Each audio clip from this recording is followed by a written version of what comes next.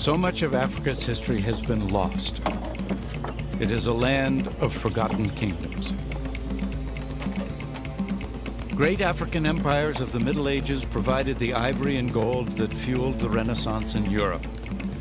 Yet in later centuries, Arabs and Europeans, the very people who benefited most from Africa's bounty, conspired to deny the continent its great legacy.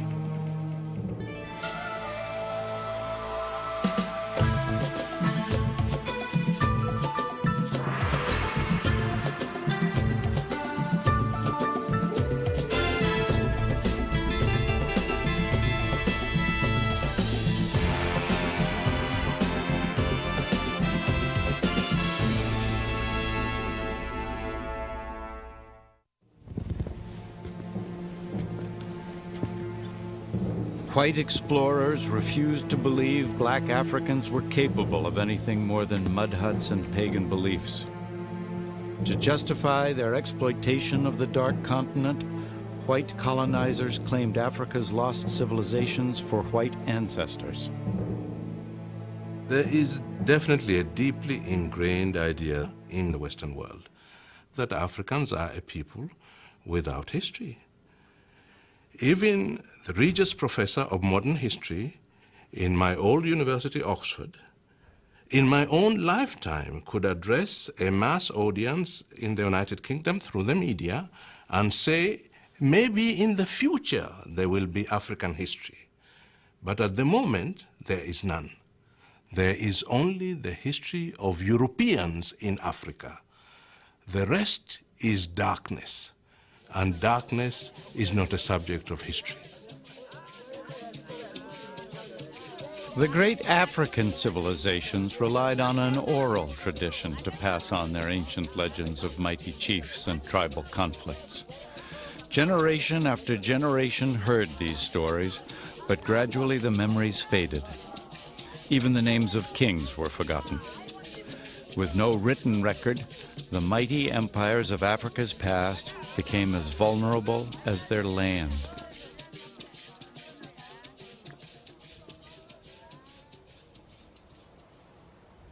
"800 years ago, this rugged terrain near the South African border with Zimbabwe was the site of one such kingdom.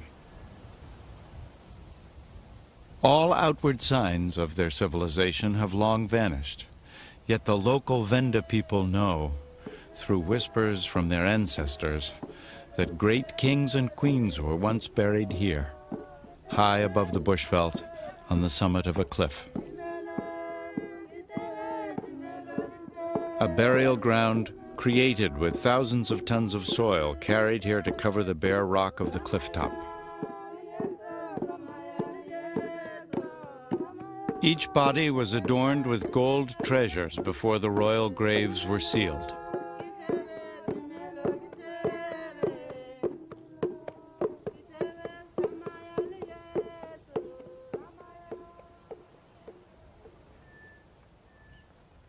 Eight centuries later, in 1932, an Afrikaner adventurer with a thirst for gold persuaded a local villager to take him to the ancestral burial site of Mapungubwe.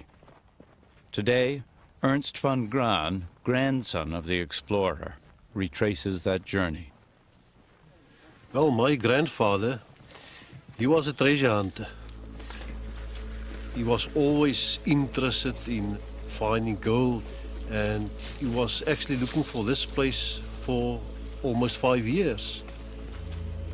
Centuries of superstition had protected this royal burial ground from theft. Their guide dared not even look at this sacred hill, fearing he would be struck blind. The local Venda people, they call this hill Mapungubwe, the hill of the jackal. And they call it the hill of the jackal because they believe there's evil spirits and things going around there. When they approached the hill, there was these vertical cliffs, and it seems to be impossible to get onto the hill. And then they found this secret passage going up behind me.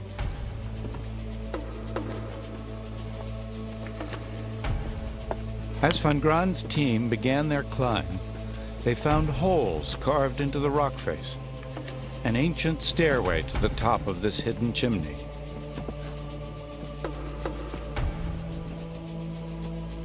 They feared the climb to the royal burial site could well be booby-trapped, with giant boulders poised to fall and crush them at any moment. But their ascent was safe. They were about to uncover some of the last remaining royal treasure in all of southern Africa.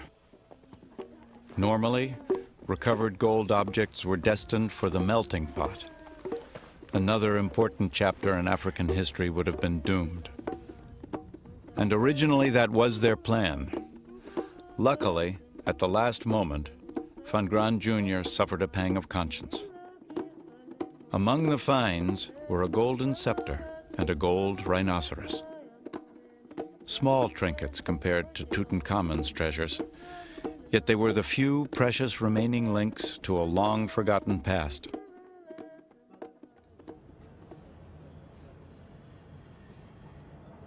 Van Graan had been a history student in Pretoria. He knew the significance of these artifacts and decided to donate them to the university.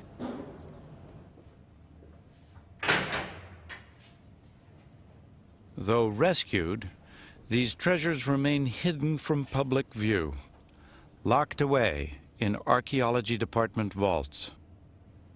Pottery later excavated at the site proved there was once an enormous settlement at Mapungubwe. Yet to this day, the University of Pretoria has allowed only a few archaeologists access to these remarkable finds.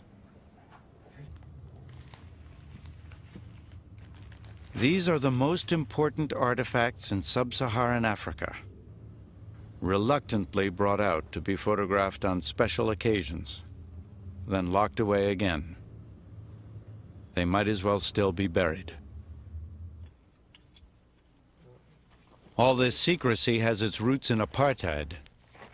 Dutch settlers maintained that blacks and whites had arrived in the area at roughly the same time, giving them equal claim to the territory.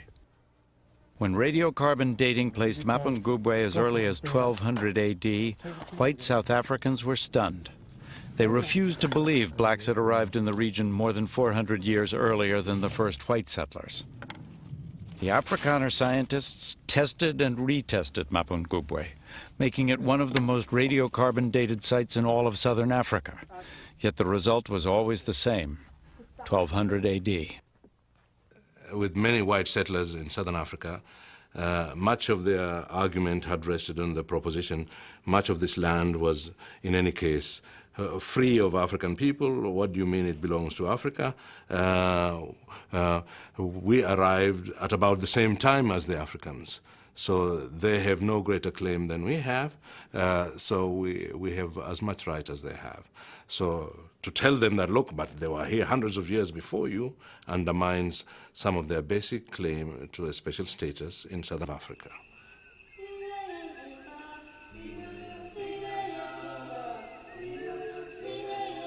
This civilization was ancient, it was prosperous, and it was black. But what happened to these people remains a mystery. Perhaps they drove their cattle herds further north to the lusher pastures and cooler climate of higher ground. Or perhaps they became the long-sought ancestors of another African kingdom. For only 100 years later, 200 miles beyond the Limpopo River, one of the greatest African empires would be founded.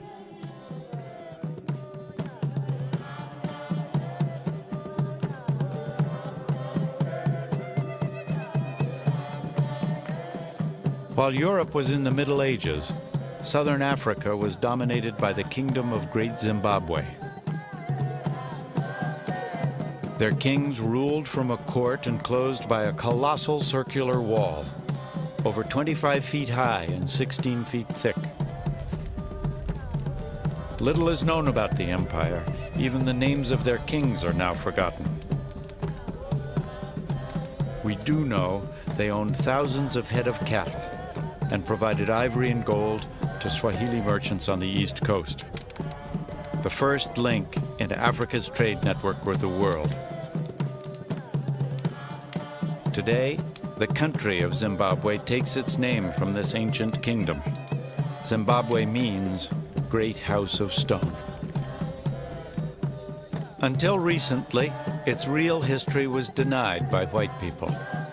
They were convinced that black Africans could not have created such monumental structures.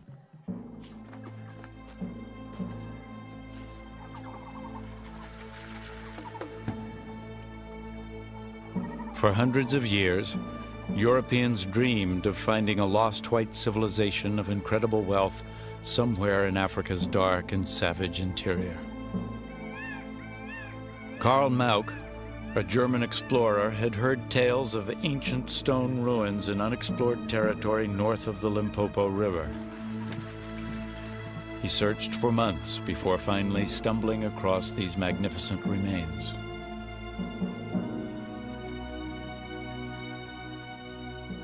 Tuesday, 5 September 1871. I saw a short distance away an apparently round edifice. It's built without any mortar of hewn granite slabs. The outer wall is about 150 yards in diameter. The local natives call these ruins Zimbabwe. Mauck was overcome by the splendor and sophistication of these ruins. But believing black Africans too primitive to build such walls, he was convinced they were the work of a lost white tribe. Finally, I stopped in front of a tower-like structure. It stood quite undamaged. I learned from the local inhabitants that they themselves have only lived here from about 40 years ago, that the region was quite uninhabited before that time. All are absolutely convinced that white people once inhabited the region. He drew African artifacts in his notebook, but refused to believe that this city was built by blacks. Finally, he found evidence he believed would prove his theories. I cut some splinters off the crossbeam. A comparison with the wood of my pencil shows that it must be cedar wood, and this must have come from the Lebanon. Furthermore, only the Phoenicians could have brought it there. Solomon used a lot of cedar wood for the building of his palaces, and these ruins are an imitation of Solomon's buildings in Jerusalem. The great woman who built the enclosure could have been none other than the Queen of Sheba.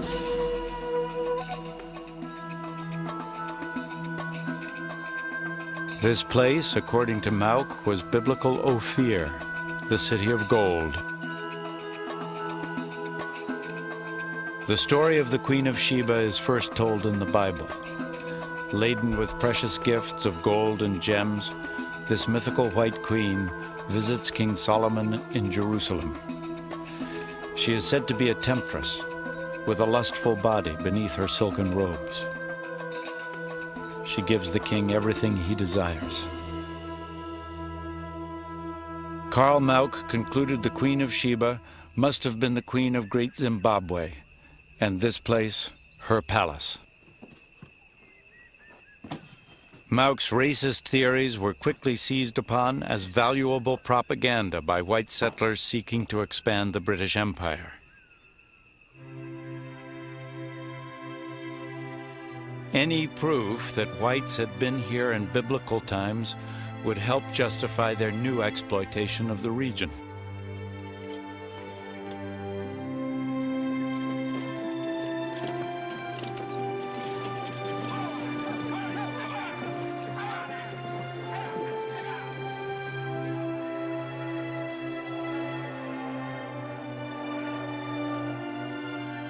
By the middle of 1890, Cecil Rhodes, a wealthy British industrialist, had founded Rhodesia, a country that remained under white rule until 1980, when the black majority renamed it Zimbabwe.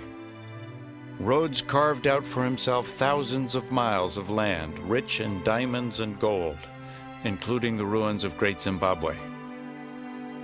Claiming it was a Phoenician palace, he oversaw an orgy of looting that robbed these ruins of their most precious artifacts.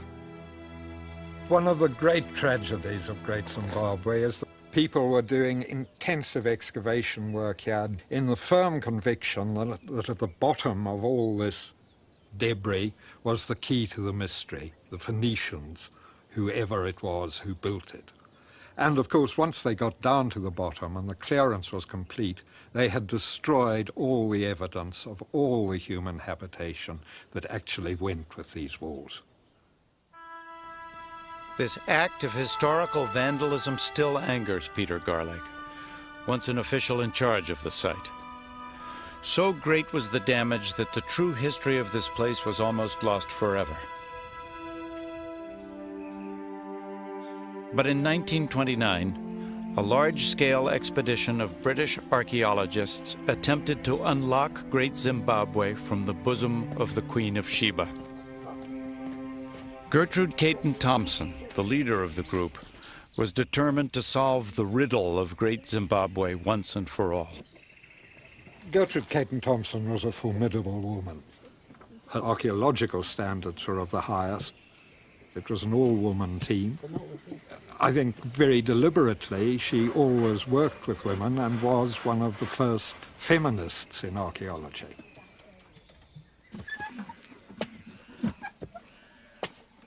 After weeks of digging, her team still hadn't found enough material to date the site.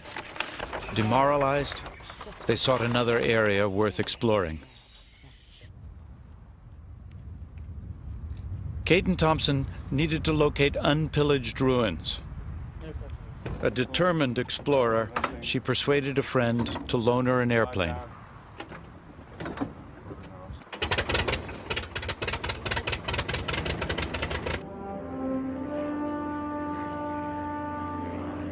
As she swept past the back of the Acropolis, she noticed an uncharted path to the top. It was obscured by vegetation and led to a new set of walled enclosures.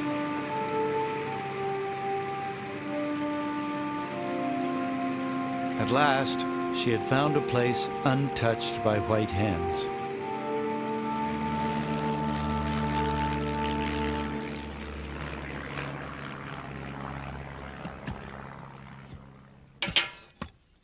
The work began the following day.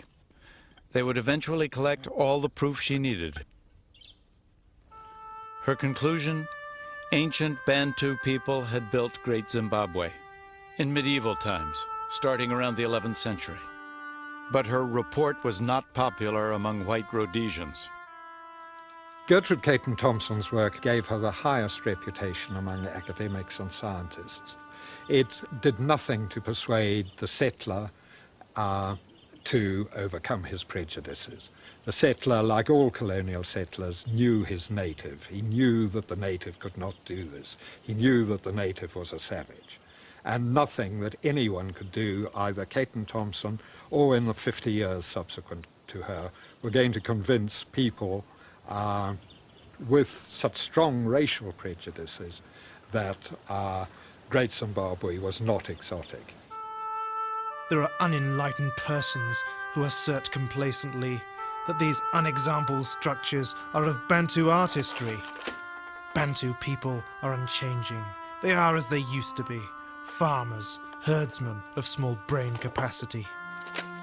She had a special file for such poisonous propaganda.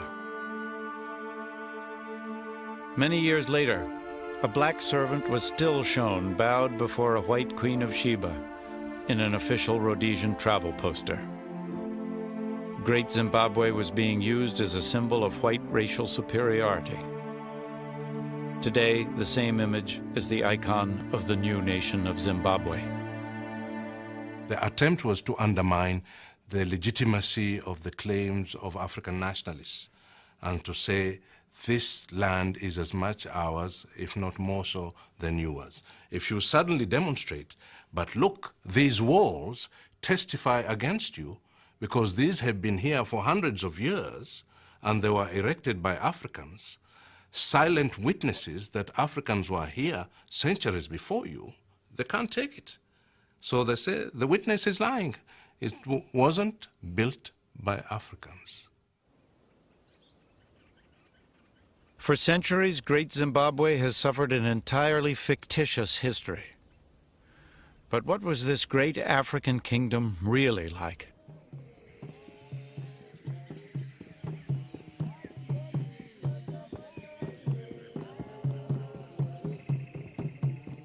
In its heyday during the 14th century, Great Zimbabwe was a thriving metropolis, unique in all of Africa.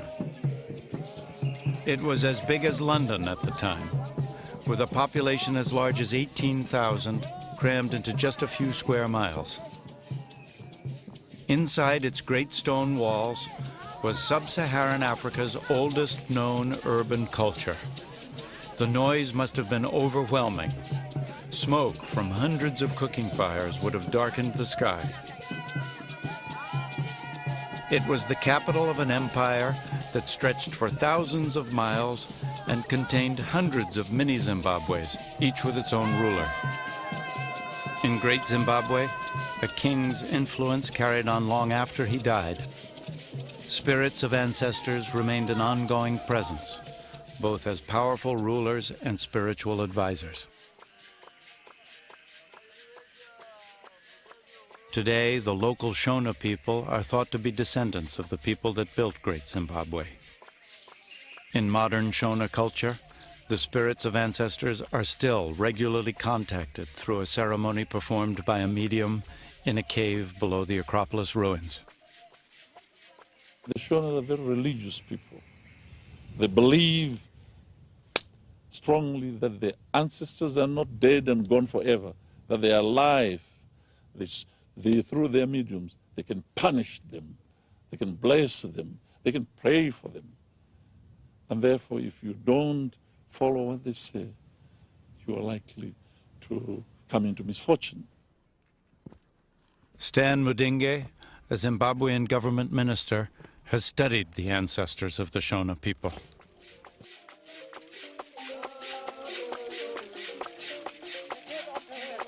Usually, the spirits of the ruler, the dead rulers, were the most powerful spirits on matters of state. And these spirits possess mediums, and they become, in every respect, the emperor back in human form.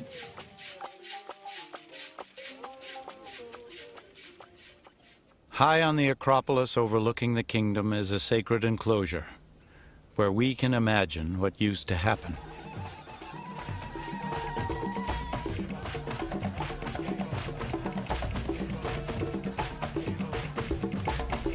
During times of trouble, the king would come here to pay tribute to his ancestors and ask for guidance from his spirit medium. The medium would work himself into a trance and be taken over by the spirit of a long-dead ruler.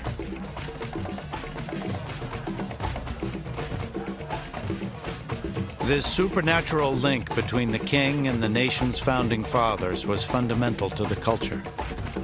Through his medium, the king exerted influence over the spirit mediums of lesser rulers. In addition to military might, he wielded a powerful spiritual control over any who would challenge him.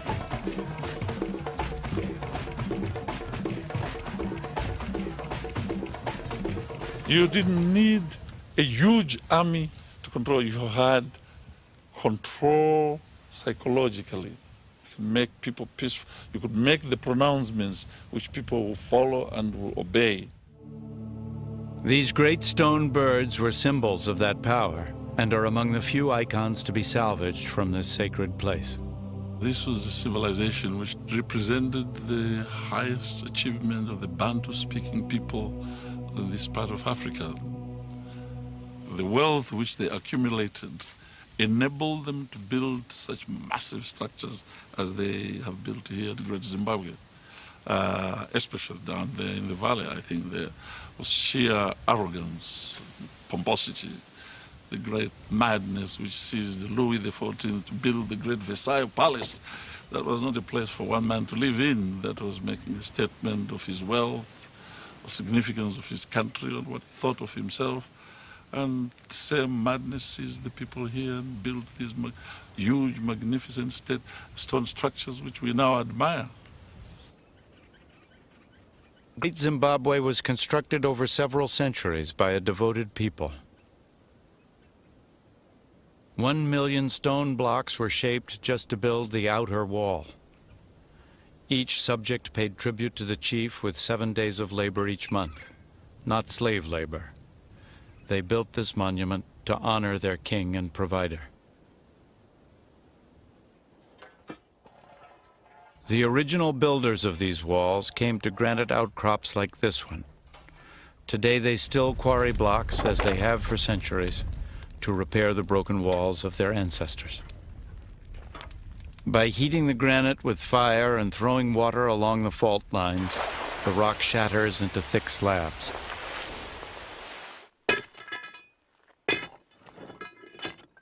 Then begins the slow process of breaking and shaping the rocks for the dry stone walls. Although it's easy to understand how they built these walls, why they built them is the subject of fierce debate. Was the great enclosure a fortress or a palace? The narrow passage between these towering walls has generated lurid theories. Many believe it stopped men from spying during female initiation ceremonies. Most likely, though, it was simply to maintain absolute privacy for the royal household. That still leaves the enigma of the giant cone-shaped tower. The first Victorian investigators focused in on it as a sexual symbol, as a male penis in stone. This has been resurrected on several occasions subsequently, but there is no evidence, either in its form, its decoration, to suggest it. There are fragmentary traditions that suggest that it represents in stone the great clay grain bins in which the staple food was stored. And this makes some sort of sense of the monarch, the king, as provider of his people's food. Funding this vast construction in the 1300s required a booming economy. And the source of that wealth was cattle. A chief's status was based on the number of cattle he owned. A rich man would have many cattle, so he could afford many wives, who would bear him many children, who would provide more labor to cultivate more land.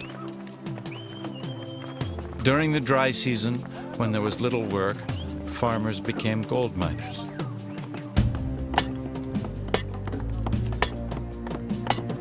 Digging for gold in these narrow mine shafts was so dangerous, laborers had to be bribed to go underground. Most preferred panning in the riverbeds.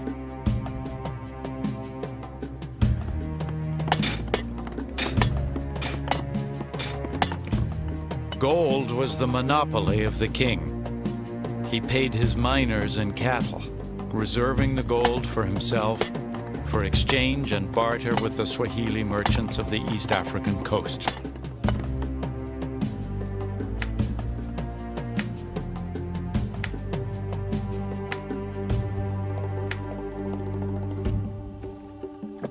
At the height of their power, the great Zimbabwe rulers controlled the flow of gold and ivory to the trading ports of East Africa.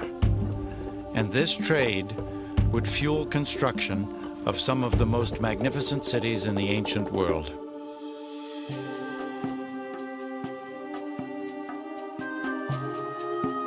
In the 14th century, Africa's Swahili coast was an exotic place, described by Arab sailors as vibrant and affluent, with the most beautiful and well-constructed towns in the world. This was the setting for the legendary adventures of Sinbad and the Arabian Nights. Persian carpets were exchanged for African ivory. Porcelain was traded for gold.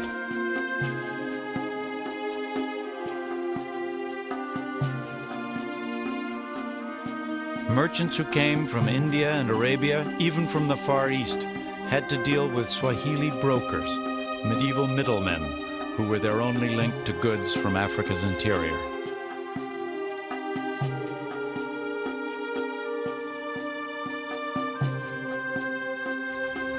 The Swahili built and sailed the dhows and navigated the treacherous channels to the many trading ports.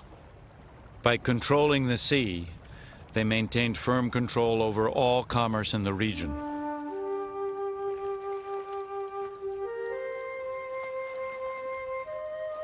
Every year, hundreds of boats awaited the monsoon winds to carry their goods back to the Middle East. By the 10th century, gold, ivory, and quartz were pouring into the Mediterranean. Commerce on a scale not seen since Greek and Roman times. This prosperous coastline had ports and cities that stretched 1,800 miles from present-day Somalia to Mozambique. Their trade networks extended from Arabia to India and on to China. In the 15th century, the Swahili even exported a giraffe to China, causing a sensation at the imperial court.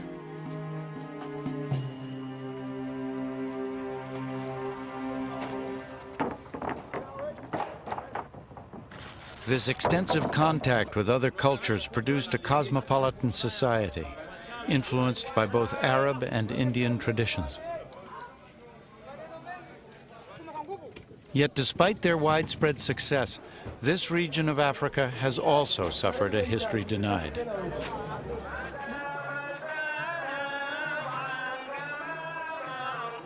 The confusion can be traced back to the first Arab traders and the introduction of Islam. The Swahili adopted Islam 1,000 years ago, and this shared religious code helped create mutual trust in business deals. The call to prayer would have brought together the Arab traders and the African merchants. They would have washed in cisterns like these, then entered mosques as grand as the medieval cathedrals of Europe.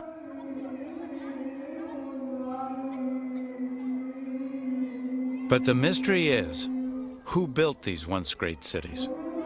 Arabs or Africans?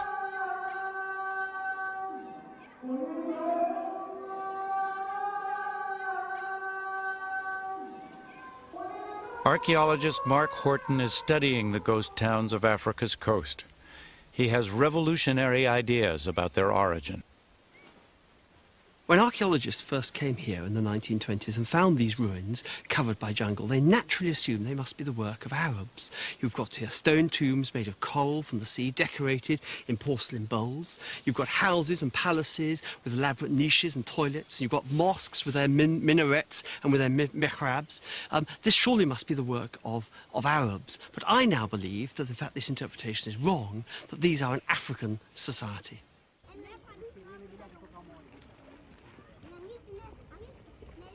The raw material for these towns was mined from coral deposits.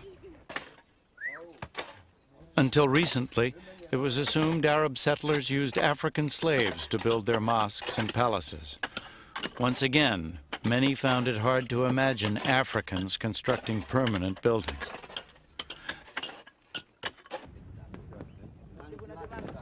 Now it is thought the Swahili played a much more active role in creating this trading empire, and that the wealthy merchants who built these coral towns were African, not Arab. It's a complicated story to untangle. By the 18th century, long after many of these coastal cities had gone into decline, the east coast of Africa was actually ruled by Arab sultans from the island of Zanzibar. To support their territorial claims, they insisted Africans were mere bystanders in the development of Swahili civilization. For 10 years, Mark Horton has been helping the Swahili rewrite their history and lay claim to their rightful legacy. For Horton, this derelict building is a testament to the betrayal of the Swahili people. It's called the House of Wonders. This vast building represents the final humiliation of the Swahili. It was a present by the British to the Arab Sultan of Zanzibar in the 1880s. The British wanted to carve up large tracts of East Africa, but unfortunately the Swahili were in the way. They were the people who'd lived there for thousands of years. And so they pretended that the Swahili had no history, it was simply Arab history. And by giving this building to the Arab Sultan of Zanzibar, it was possible to create a whole new myth about the history of East Africa. And that is why we no longer have an idea of who the Swahili were.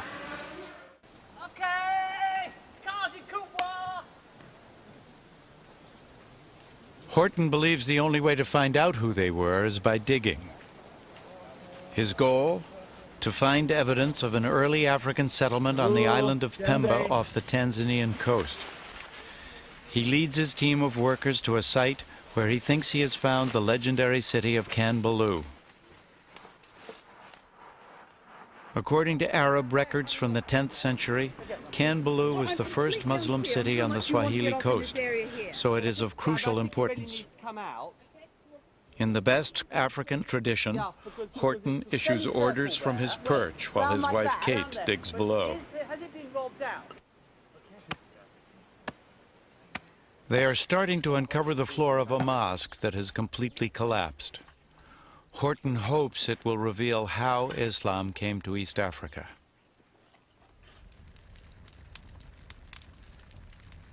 An old Arab legend offers one explanation. Abdul Juma, Zanzibar's chief archaeologist, turns it into a campfire story for the weary workforce. It comes from the journal of an Arab explorer.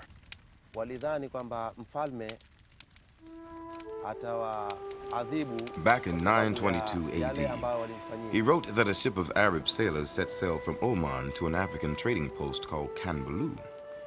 But a storm drove them much further south along the coast. Now, the people of this coast were reputed to be cannibals, so the sailors feared for their lives.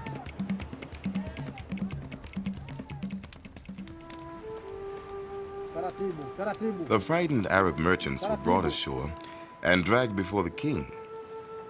Luckily, he seemed more interested in trading than eating.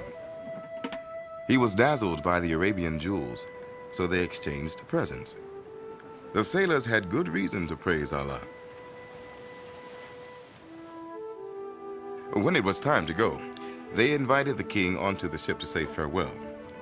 The Arab captain had a wicked thought. In the Oman slave market, this African king could fetch 30 dinars. He gave the order to sail. And when they reached Oman, the king was sold into slavery.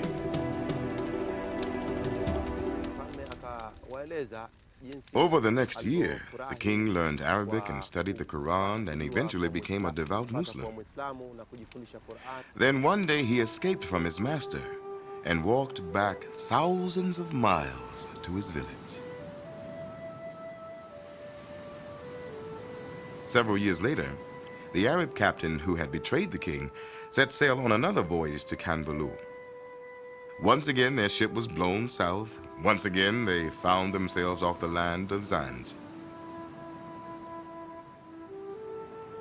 The Arab merchants were stunned to see the king they had sold years before and begged for mercy. "Go, you traitors," he said. "If I have forgiven you, it is because through me you have introduced my people to Islam. So in future, when Muslims come here, we will treat each other like brothers." This time, the king did not see them off.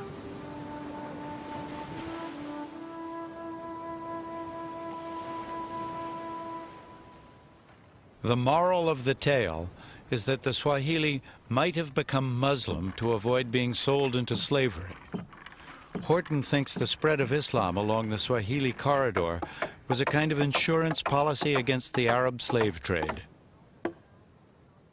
Kanbalu, the Arab captain's destination in the tale, was a thriving trading port along the east coast of Africa.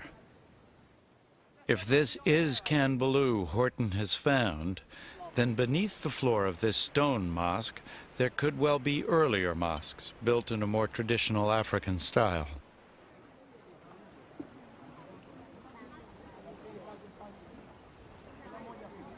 On this beach, the temporary fishing village has a wooden mosque. Swahili only live here during the fishing season, as they have for 1,000 years. But they always build a mosque, one probably similar to the very first Swahili mosques. So, Mark, this is a timber-built mosque with thatch, typical of early mosques on these villages. Right. And when they abandon these, they graduate to one made of mud? Yes, mud and timber mosques. And usually it becomes larger than this one, timber mosque. And then, again, one then has a stone one? Yes, to its they face. built a stone on the same spot. One on top of the other. On top of another.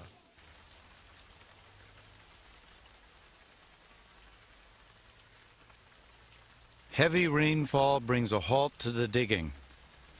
The downpour softens the soil just enough to quicken Mark Horton's pulse. Beneath the stone mosque, they begin to find remnants of two wooden mosques, one on top of the other, the earliest dating back to the 8th century. This place is probably the site of Kanbaloo. We know from historical evidence that Kanbaloo is the first place on the East African coast with Muslims. Perhaps this is the first structure that I'm kneeling on, the very place that the Muslims came to East Africa.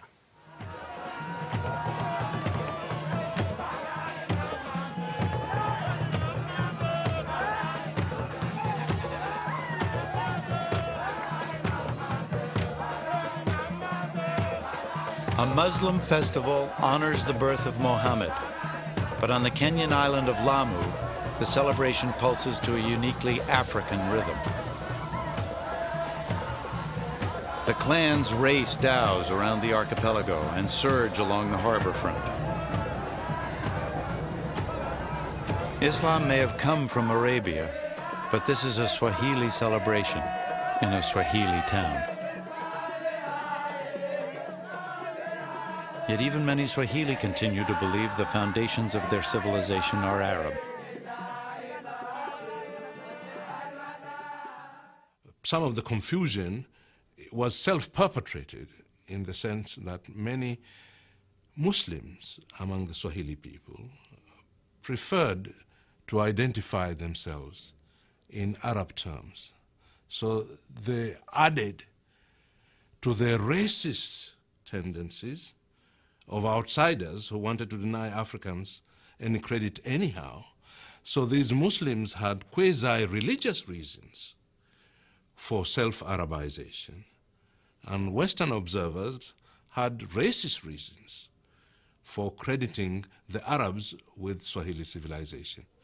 And the two forms of reasons converged to create the confusion.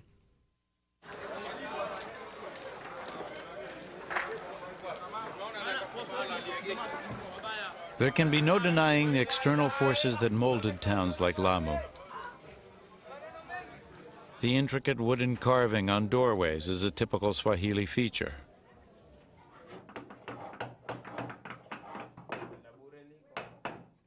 Perhaps several centuries ago, Indian craftsmen visited and taught Africans how to carve elaborate designs into wood.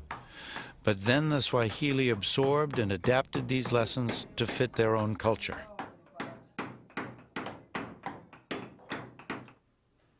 Perhaps Persians introduced the ornate designs carved into the walls of houses.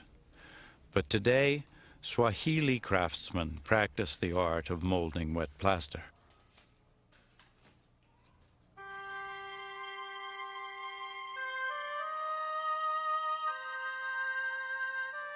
Six centuries ago, rich African merchants built villas decorated by the finest craftsmen. Lamu was as sophisticated as medieval Venice. These opulent houses were built on the foundations of the Arabian and Indian trade.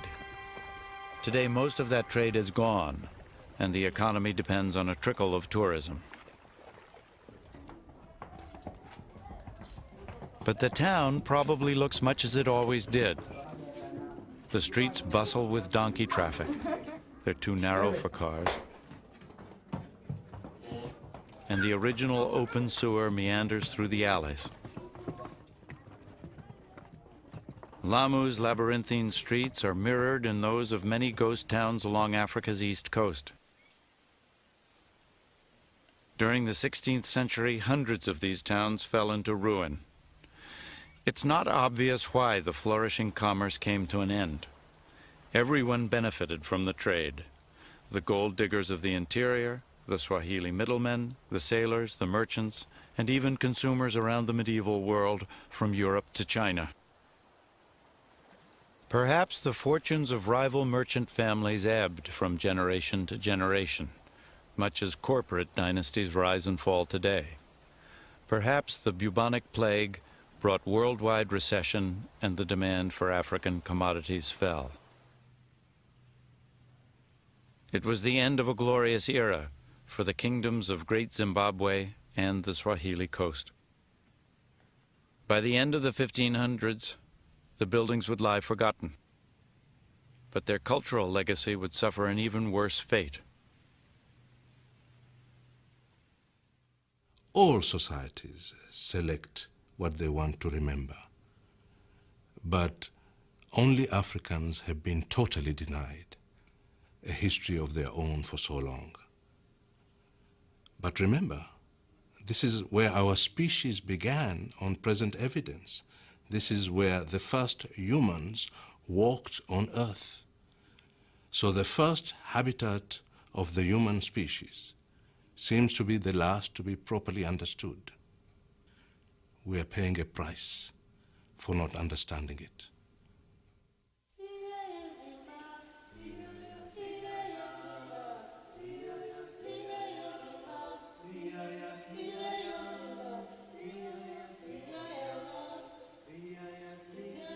When European settlers first came to Africa, they dreamed of discovering a lost white civilization of fantastic wealth and beauty.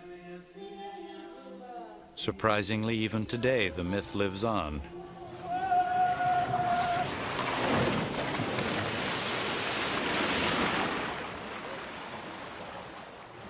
This is South Africa's lost city, a living monument to an imaginary lost white tribe. It's part of the Sun City Resort, one of the most luxurious theme parks in the world. The artificial beach is packed with white South Africans on vacation.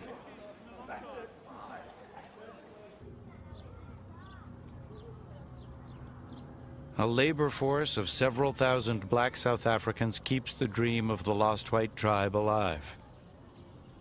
Each night, they return to their shanty towns, discreetly hidden behind the hills.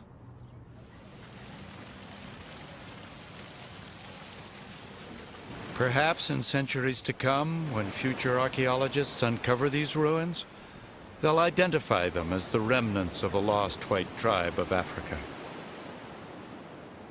Only perhaps this time they'll be right.